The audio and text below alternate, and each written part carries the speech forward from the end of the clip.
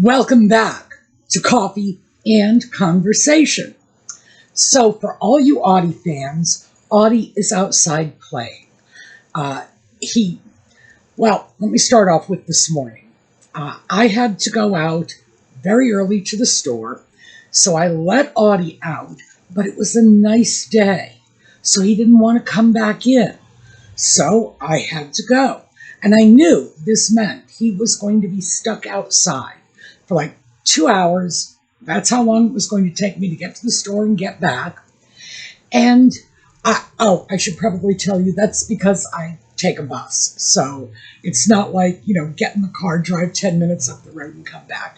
It's a more involved process. Now, Audie ordinarily, when it's a nice day, wants to sit out. And it won't be an issue for him if he has to sit out for 2 hours. He'll go out, he'll play, he'll come back, he'll sit on the porch railing. I will open the door and say, Audie, would you like to come back in? And he will turn his back on me and twitch his tail, which means I'm ignoring you. And I want to make sure you know I'm doing it on purpose. So he doesn't come back, I have to go. And I knew that when I came back, he would see me come back. He would watch me get off a bus. The bus will pull up. Audie will run off the porch, come over to the bus, and start shrieking at me and the bus driver because I've left him. Now, if I had been in the house the entire time, he would have been fine with it. But the fact is, when the bus pulls up, he knows I've been gone. So I've left him. How dare I? Don't I love him anymore? Am I abandoning a cat? Etc., etc., etc. So he had a rough morning. Well, that's not really true. He had a rough 2 minutes. The period of time, between the point at which he saw the bus pull up and he saw me get off and the time that he came into the house with me and all was right with the world once again. Nevertheless, it was enough to destroy his sense of well-being. So he wouldn't leave the house after that. Just inside, that's it. And then I started setting up for the video, and that was when he decided it's about time a cat went out to play. So, yes, he is outside now, and it is very likely that when he comes back, he will do his sitting on the porch railing and ignoring me to pay me back for the way I ignored him this morning by leaving the house and leaving a poor cat outside for heaven only knows how long. You realize if I had stayed gone for 3 or 4 years, he might have starved to death. So, yeah, that's life in a kitty universe. So that is my Audie update. We are going to take a break for the intro, and we will be right back.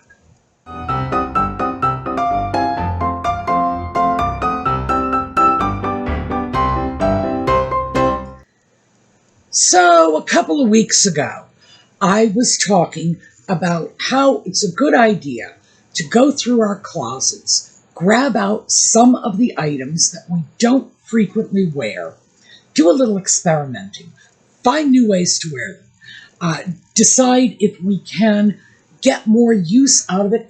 It's in our closet. We own it. It's there. And try to figure out if there's a reason we're not wearing these things. Is it not our style? Do we dislike it? Is it a poor fit? Whatever. Now, if there's a problem with the item, of course, this should be our wake-up call to move that item along, sell it, throw it away, donate it. By the way, I would only throw it away if it was shabby past the point at which you're comfortable wearing it. If it's still got life in it, I would say the solution is donate it, sell it, give it away, whatever. But that was one of the challenges I threw out to you. Go into your closet, pull out the things that you don't wear frequently. So I did this, as I mentioned in the video, because it's not like I throw these challenges out to you and just say, oh, well, this is for them, not for me. Oh, no, I'm doing it myself. And what I looked at in my wardrobe was not just the things I wasn't wearing frequently, but because I was using this as an opportunity to go through every single item that was hanging in the closet and trying to decide, why is this here? Am I wearing it? Am I not wearing it? Etc. So I came up with some interesting information from my own survey of my closet. One of which is I have a great many light blue sweatshirts. No idea why. Light blue is not a color that is predominant in my wardrobe. In fact, other than the shirt that I am wearing, I have 2 other light blue shirts. 2. And they are identical. I made a mistake. I bought the same shirt twice. I don't know what. My mind was somewhere, I don't know where. But yes, 2 identical shirts, not on purpose. And they are both light blue. And I do get a lot of use out of those because the fact that I have 2 of them and they are linen t-shirts means that I have been living in them all summer long because I'm no longer able to fit into my linen t-shirts, the t-shirts that I got through all last summer in. And I know that if things keep up at the same rate, let us hope they do, I will not have those items in my closet this time next year. And we're at the end of the summer now, and I would hope that by the beginning of next summer, I will have sized my way out of those pieces, so I'd like to get some use out of them before I have to pack them up and donate. So yes, this summer I've been wearing the daylights out of light blue t-shirts. But other than that, no, it's just a bunch of light blue sweatshirts. No idea how that happened, but it did. And I need to figure out, well, why it happened, how it happened, what is it about these light blue sweatshirts that attracted me in the first place, and do I really feel I need like 4 or 5 of them? Well, the answer to that right away, I can tell you, is no. But while I was doing it, of course, this one I pulled out, and I realized that I have orphan pieces in my wardrobe. Now, that is just my own term. That's not a term that well, if it is in the official wardrobe canon, I have never come across it. It's just my own version of pieces in my wardrobe that, for whatever reason, do not fit. I could declare those 2 light blue linen t-shirts to be orphan pieces because the color alone is enough to separate them, well, from everything except those sweatshirts, but that's a whole new kettle of fish. And yes, because you are all my unofficial therapists, we will get into that at some point. But pieces that are in my wardrobe and don't match. And this is one of them. Also, the piece right over here behind me is another. So, let me start with why these pieces are orphans. This one is, I'll show you a picture because, yes, I'm wearing it, but I want you to see the whole thing. This is an Oxford University t-shirt. I like it very much. It's Oxford. Who can not like that? But it is a very heavyweight, 100% cotton t-shirt. And for those of you who have been t-shirt shopping lately, and by that I mean like the last 30 years, you've got to know that getting a heavyweight cotton t-shirt is a real challenge. These days, if you buy a t-shirt, they are thin and light and flimsy, and this is not. This is a nice heavy piece. Am I sorry I bought it? No. Good heavens. I paid $14 for this. And yes, it doesn't go with anything in my wardrobe. Oh, except, of course, those light blue sweatshirts. But because it is what I would have to characterize as a graphic t-shirt, that's not the image of myself I want to put forth if I walk out into the world as, a septuagenarian in graphic t-shirts. It's kind of a disconnect there. And also, other than a couple of t-shirts I have, not quite as heavyweight, in one of my drawers, and they are souvenirs from trips. So I brought them back as souvenirs. They have been folded up and they've been sitting in a drawer for 20 years. I haven't worn them. I probably should. As I think about it, I should probably take them out and just integrate them into my wardrobe for as long as they last, because what good are they doing sitting in a drawer? And if I'm not going to wear them, I ought to donate them. And since I bought them, we know I like them. So yeah, kind of a little bit of a problem there. Regardless, back to this one.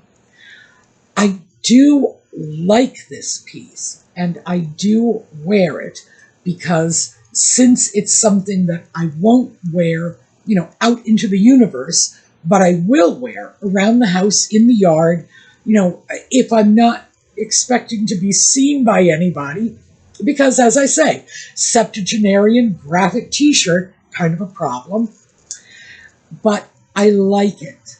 And again, it is 100% cotton. It is thick and heavy. What's not to like? Oh, and Oxford. Again, what's not to like? So that's one piece. And then behind me, we have a poncho. It's a loosely knitted poncho. It is made of some kind of acrylic fiber. Lord only knows. I think the tag says polyamide. Who knows what that is? I am not a chemist, which means I can't even begin to tell you, because it is an artificial fabric, artificial fiber. It is not an expensive piece. It is, in fact, a cheap piece. And when I look at it, I can tell, just by looking at, well, you can tell, just by looking at it, that this is not an expensive piece. I have had that piece for about 5 years. I got it on Amazon for $19, and I wear it extensively in spring, summer, fall. So, and in summer, my main use for this in the summer, and those of you who are sensitive to the cold and go grocery shopping are going to understand this.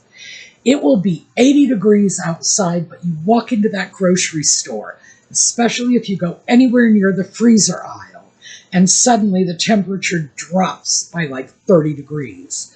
And you are in the freezer aisle shivering because you've dressed for the 80-degree summer weather. That's where this one really comes in handy, because it's lightweight enough so that it's not uncomfortable in 80-degree heat, but it will still at least keep me somewhat covered as I'm walking through the chilly freezer aisle. But in the last 5 years, I have worn this enough so that the cost per wear is down to mere pennies. But here's the thing. I love that piece. I really, really like it. So let me do the same thing I did with the t-shirt and show you the piece. Because obviously I keep pictures of everything, and here's the benefit of it. So anybody my age is going to understand immediately why I love this piece. Because it is very 1970s boho. And you all remember, I'm sure, because believe me, I'll never forget, that I have this wonderful pair of clogs. And notice I say I have, not I had, a wonderful pair of clogs. My nostalgia self bought those clogs because she got them for $30 and they are great. And they are just totally impractical. But every time I put them anywhere near a donation box, she will get out of bed at 3 o'clock in the morning, grab those clogs, and put them right back on the shoe shelf. She'll do it. I can't stop her. I try, but she's determined to keep them. So my nostalgia self, oh, by the way, I bought her other shoes to replace this. Here, nostalgia self, have those. And in the end, it's just, no, give me back my clogs. So they are once again back on my shoe shelf. Because my nostalgia self is spoiled, rotten, and very hard to control. So, yes, nostalgia, 1970s boho, just like those clogs, just like the graphic t-shirt. Is this my style now? No, it is not.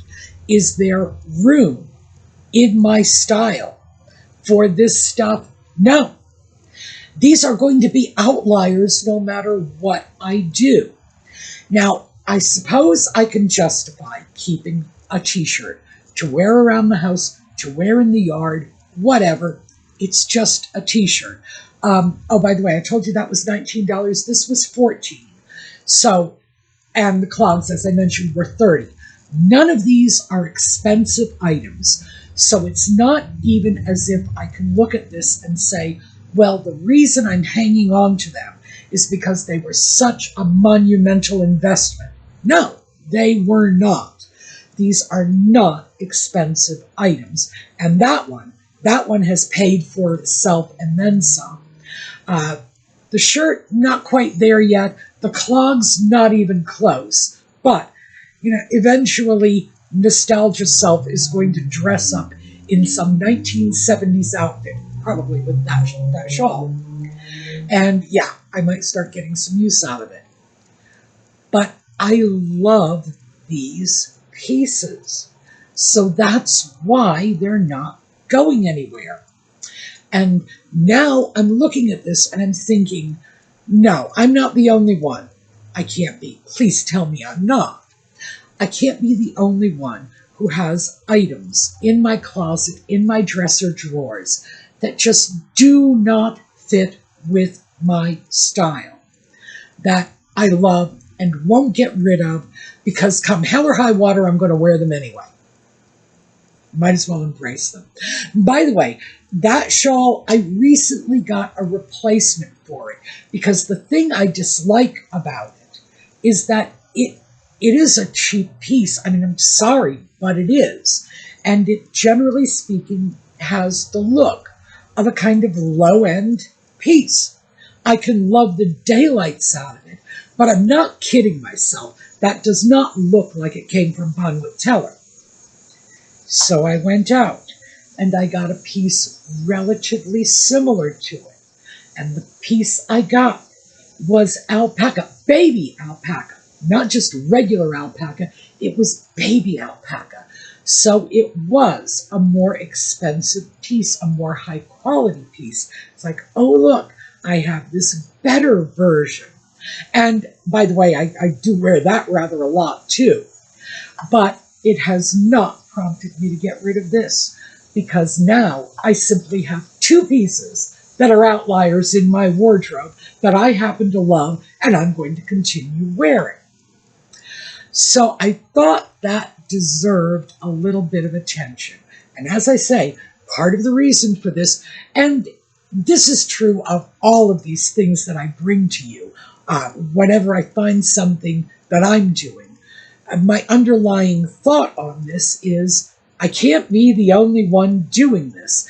And I know for me, just finding out I'm not the only one can somehow give me a lot of perspective on things. But in the case of being able to bring it to you, you folks not only give me a different perspective, but getting your take on this helps me to understand why I'm doing what I'm doing. And obviously you share in the comments, it helps the rest of the community understand why we are all doing what we are doing. So yes, even though it may sound very selfish that I'm using you as my therapists, but to tell you the truth, it's because you're so good at it. But this is a communal situation in which we are all clarifying things for one another. It's not just, hey, solve my problems for me. It's like, let's look at this because many of us are facing this, and some of you are going to have a better handle on these issues than others. So, yeah, hence the become my therapist. So, yes, I couldn't manage to replace it, even though I got another piece. All I did was double my orphaned items. I have a feeling that when I go into my dresser drawer and pull out those souvenir t-shirts and hang them up in the closet so I will be reminded to wear them around the house, that instead of solving the problem of this t-shirt, I am just going to vastly increase it by adding more to the mix. But like I say, the issue I'm having is these things don't fit. They don't fit with my style. They don't match the rest of my clothing. When I go over to something like blue, most of my clothing, and by that I mean probably 60 to 70%, is in the tan, brown, olive range. And tan, brown, olive, they're all virtually interchangeable. You can take an olive piece, match it with a brown piece, match it with a tan piece, etc. So those things are all mix and match. And then I have the other section of my wardrobe, which is the black and navy blue range.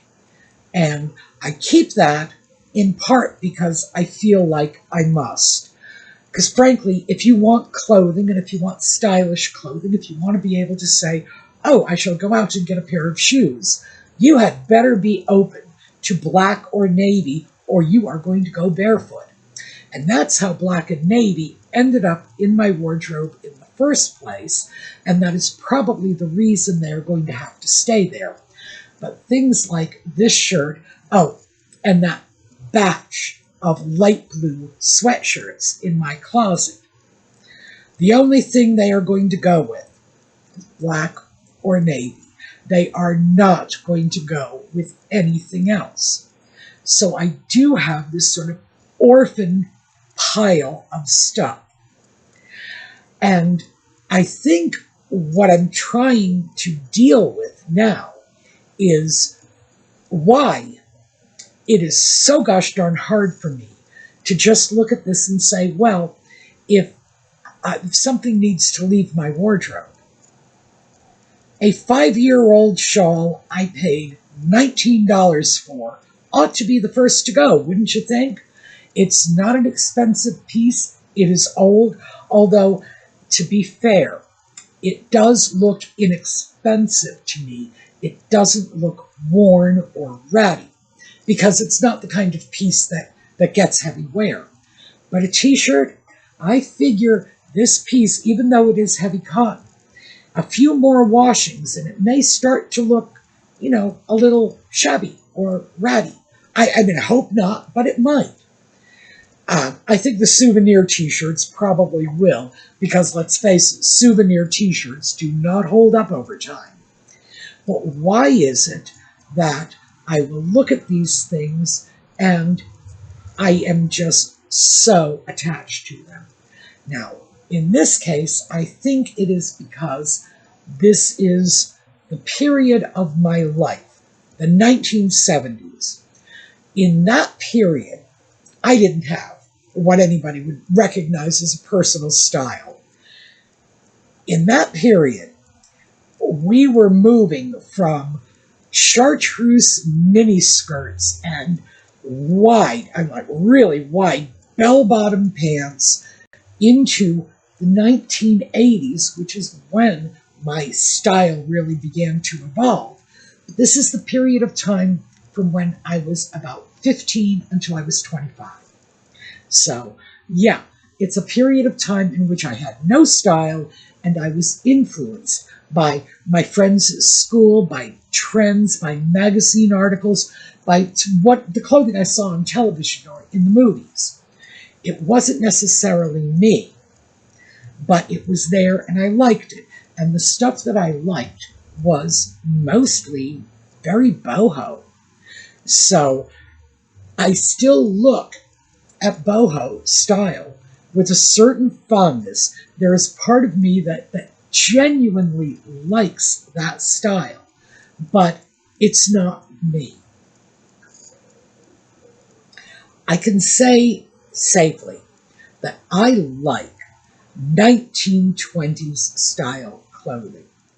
I can sit down with books and just go through page after page of 1920s style dresses, blouses, suits, whatever, and I am just in love. But do I want to go out and buy one of those and wear it? And the answer is no. No, I like it, but it's not me. It's not practical for my life. It's not something that I really feel like I should be indulging in. I don't have anywhere to wear a 1920s style dress. It's not as if I'm being invited to 1920s style costume parties every weekend, and that's about the only place you could wear dresses like that. So, and my idea of vintage style, even though I have to say my wardrobe is largely pretty gosh darn vintage, is 1980s. It's not anything anybody would really recognize as noticeably vintage. It's not like I am wearing 1940s or 1950s dresses out to the store. So this is sort of vintage that is sliding under the radar because most of these styles haven't changed too much over the years, or they've come and gone and come and gone, and will probably be around as foundation styles for quite some time to come. So I understand why I like it, because it just harkens back to a time in my life when I was young and getting excited about clothing, as we do when we're teenagers. And new styles were coming out, and it's like, oh, isn't this cool? Isn't this great? And I know because of the comments that some of you have left on other videos that most of you have pieces like this. I'm not necessarily currently in your wardrobe, but in your past, like the favorite dress from your sophomore year of high school, or, the dress you wore to your prom, a coat you had. We all have little pieces like that. I'm still not sure why I can't manage to divest myself of these. I know I can't, because I sure did try with those clogs. And like I say, nostalgia self just grabbed them and clutched them like they were her firstborn child. And I'm working on this, trying to figure it out. So this is the newest one. But like those clogs, and remember, I got a pair of shoes to replace them, handed them off to nostalgia self and said, look, here's a pair of very vintage-looking brown shoes. These are for you. Let's get rid of the clogs, and it just didn't work. Same thing with the poncho. Went out, got a new poncho. Now this one is nice because it's baby alpaca, and it's a nice piece. It's not something where, I'm ashamed to be seen with it in public. No, because it's more of a respectable piece, not I paid $19 on Amazon for this 5 years ago. And still, is that going anywhere? Absolutely not. Even though I took the photo that I showed you of this out of my wardrobe folder and put it in my donation folder, which is what I do with everything that gets donated. It goes in the donation folder now, and then I periodically go through it and say what stays, what goes. Oh, at the same time, here, let me quickly show you this. This is another poncho that I decided would also be replaced by that baby alpaca one. This one, I don't recall how long I've had it, where I got it, but I'll put that information on the screen. This one I decided was staying gone. This one I am not in love with. This one I am. So, just for some perspective, it's not simply any poncho that I happen to have in my closet. No, it's this one. I'm trying to figure out why I can't buy myself out of this, why I can't accept the idea that I need to update, I need to get something nicer, something better, something that is less, $19 Amazon. Not sure why this is happening, but it is. So these outliers, these orphan pieces, are in my wardrobe, and at least for the moment, they are staying. And I'm trying to figure out a way to deal with this, because it's okay for like a t-shirt or whatever. We all have junk clothes that are kicking around, and we might want to go paint the fence in them or whatever. I'm not painting the fence in this. I like this, so no fence painting. We might have pieces like that, but do you have pieces that are sitting in your closet, in your drawers, that have been there for a while? You're not sure why, or maybe you are sure why. Oh, if you are sure, do let me know. Why is it you don't want to part with them? Why is it you'll keep something that is just not you? And you know it's not you. This is not me. Well, Oxford, so maybe it is. This is definitely a step above the Rock Band t-shirt I would have been wearing in the 1970s. So although it's still a graphic tee, at least I can say, well, it's Oxford. And, it's not the Rolling Stones. Because, yes, I think you can see why this is saying 1970s when I was a teenager to me. But I need to move past that, and I'm not doing a very good job of it. So I thought I would just open up the discussion to the floor. Let me know in the comments, do you have pieces like this? If you do you know why you are so wedded to them? Do you know why they are staying in your wardrobe, even though they may not be meeting your needs? Or you may be saying to yourself, I love that piece, but hell will freeze over before I let anyone see me wearing it. By the way, I'm hitting that point with some of these things. So, yes, what's going on here? Why are we doing what we are doing? All right, that is what I wanted to throw out to you. Audie has not returned, by the way, so he is still out playing. And I imagine he's going to stay out playing for a while, because I don't think he has fully forgiven me for the abandonment of this morning. And that was his own fault, because he wouldn't come back home. If he had come back home, I would have brought him in the house, I would have gone out, and he's totally fine when he's in the house and I go somewhere. Because, he doesn't have to deal with the fact that I am getting on a bus, going far, far away, and then coming back. I think it's something to do with the bus. I think when he sees me on that bus, he has some sense of, I have been far away, and I did not bring a cat with me. All right, that's what I have for you today. We are going to take a look at a slideshow on the way out. Thank you all for being with me. Oh, and as always, thank you for helping me work through my nonsense, because, yeah, if it wasn't for you folks, I have no idea what shape my mental health would be in, but I'm pretty sure it would not be anything worth bragging about. So thanks for being with us. Hope to see you again tomorrow, and in the meanwhile, have a terrific day.